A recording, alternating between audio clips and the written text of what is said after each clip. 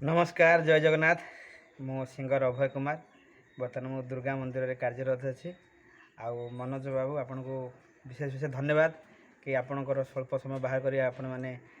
आम को देखापी आम अनुष्ठान को देखा बुलाप तो बहुत खुशी लगे आउ पात्र टीवी तरफ मु धन्यवाद जनाऊँ जे बहुत बहुत भल कंटेंट आप पकाउं आउ पात्र टीवी को धन्यवाद आउ जो मैंने भी देखुं सब्सक्राइब करेंगे लाइक करेंगे कमेंट करेंगे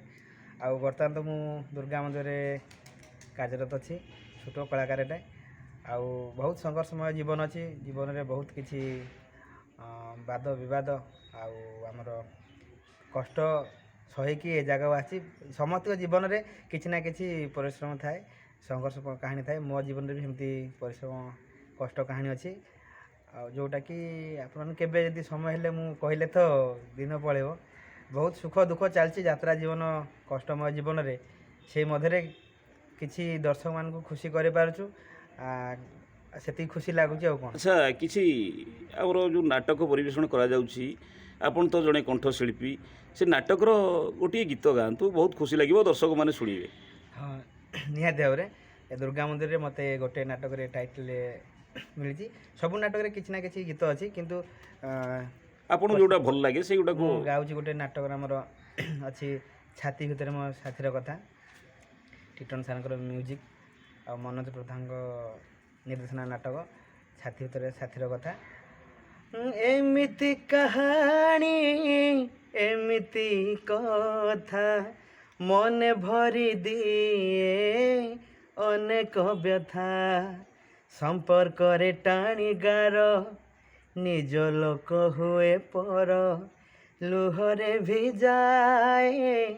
आखि पता छाती भितरे मो साथीर कथा छाती भितरे मो साथीर कथा।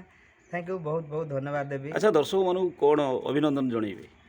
दर्शक मान तो आम जेहेतु गोटे कलाकार जीवन में दर्शक मान भूमिका बहुत अच्छी कारण दर्शक नथिले आमर किसी स्थायित्व ना जमती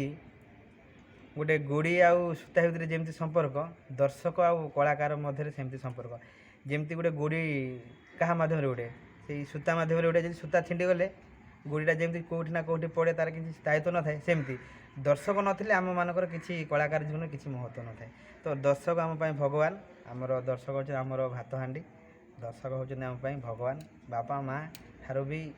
अधिक कहले अत्युक्ति हे ना जेहेतु आम गोटे कलाकार जीवन में बापा माँ ठारू अधिक होचंदी दर्शक किंतु बापा माँ जगह तो कहीं नहीं पारे ना किंतु से जगार से सम्मान अच्छी जो जगार बापा माँ पाँच तो दर्शक मान आम आ दर्शक नथिले तो आम कि न। थैंक यू धन्यवाद। थैंक यू रही जय जगन्नाथ बहुत भल लगे आपन सहित कथा है भूल थी क्षमा करदे छोट कलाकार को रही नमस्कार।